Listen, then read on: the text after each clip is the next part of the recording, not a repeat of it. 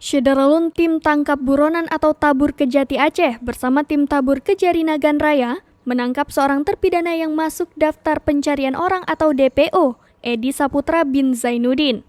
Terpidana Edi ditangkap terkait kasus illegal lodging di Nagan Raya pada Selasa 17 Mei 2022 sekira pukul 22.30 waktu Indonesia Barat setelah buron selama 5 tahun pasca turunnya putusan Mahkamah Agung atau MA.